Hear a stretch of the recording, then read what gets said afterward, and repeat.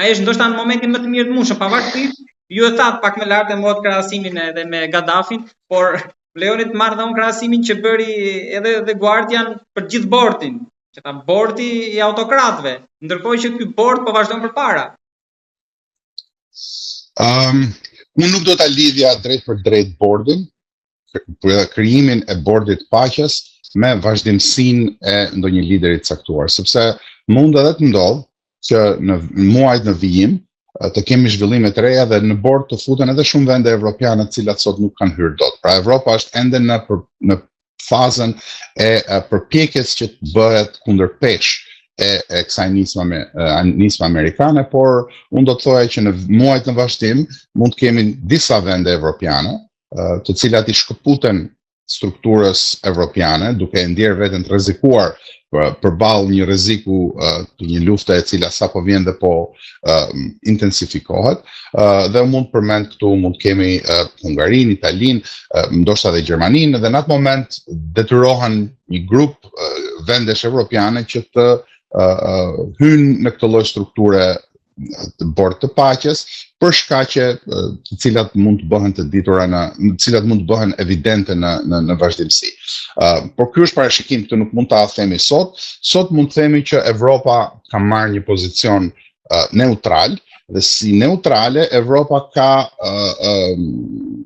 po përpiqet që të krijojë një agjent alternative ndaj bordit paqes, po përpiqet që të mbajë gjallë Organizatën e Kombeve të Bashkuara, megjithatë shanset janë shumë të vogla sepse Evropa gjendet në një krizë të thellë ekonomike, shoqërore dhe ushtarake, dhe nuk i ka mundësitë sot për sot, pavarësisht se po përpiqet të ndërtojë këtë mundësi, që të veprojë si një trup i vetëm. Evropa e bashkuar praktikisht në botën ndërkombëtare, në arenën ndërkombëtare, nuk ekziston, nuk ka një agjendë evropiane të unifikuar. Ka agjenda të ndryshme, të cilat fshihen mbas institucioneve evropiane. Ndaj dhe unë nuk do ta shihja me aq pesimizëm. Unë mendoj që spaku nuk ka për të ndalur. Unë mendoj që në momentin që zoti Rama do ta sjellë në parlamentet e ligjin, do ta votoj ligjin për zhbërjen e spakut praktikisht, pra se atë ka propozuar, do të keni një reagim edhe më të fortë nga ambasada amerikane dhe nga ambasadat e vendeve evropiane. Pra, ndërkohë që bordi i paqes do të vazhdojë rrugtimin e vet, po ashtu do të vazhdojë edhe rrugtimi i drejtësisë. Ky është parashikimi. Ndërkohë që ende ne nuk kemi ambasador, ashtu sikur edhe Kosova, jo, të Shteteve të Bashkuara të Amerikës në Tiranë. Mbetet një problem i brendshëm i politikës amerikane. Unë nuk do ta mbi analizoja këtë fakt. Sigurisht që do të ishte më mirë që të kishim një ambasador, sigurisht që do të ishte më mirë, por si në çdo vend tjetër, politika e brendshme ka dinamikat e veta.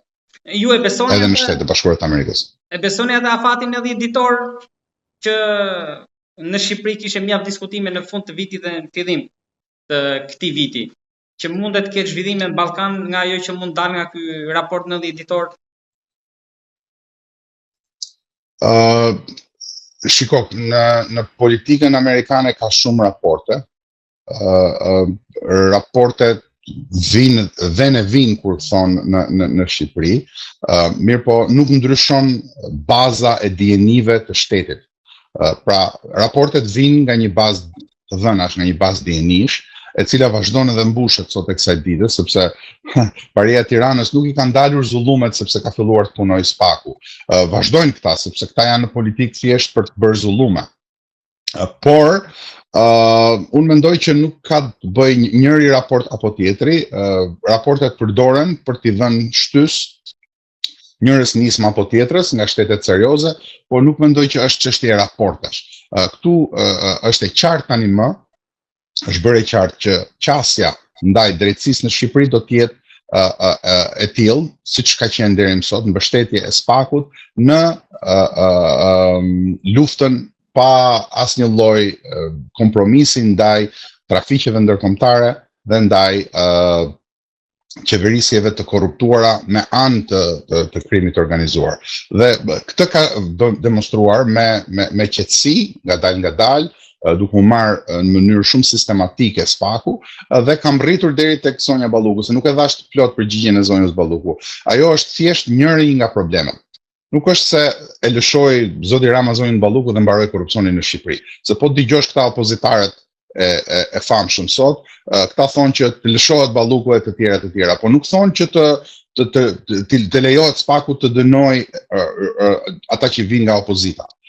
Nuk thonë që kryetari i tyre është në regjimin e SPAK-ut dhe kur SPAK-u e merr çdo muaj të pandehur, thonë skap jo SPAK. Gjitha këto pastaj tregojnë që ata nuk e kanë realisht këtë punë dhe përdorin Zonjën Balluku thjesht si një mbuloj. Kanë harruar Erion Velin për shembull. Është harruar, nuk flitet më në opozit, në tash të quajtur në opozit për Erion Velin, sepse tani më kanë aleat. Janë duke u përballur për hir të Erion Velis me Belinda Ballukun. Këto janë manovra të brendshme të parit, një parie kriminale dhe të kriminalizuar, të cilat nuk i shërbejnë shqiptarëve.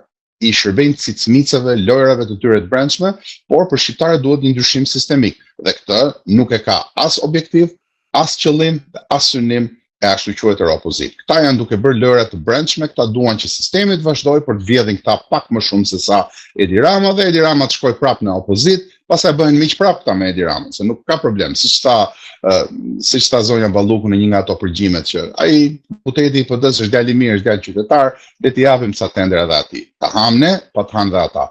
Ky është sistemi i tyre. Nëse nuk bie ky sistem, nuk ka zgjidhje për shqiptarët. Dhe këtë zgjidhje nuk po ofron dhe nuk ka ndërmend dhe nuk ka asnjë shans që ta ofrojë kjo që i thot vetes opozitës.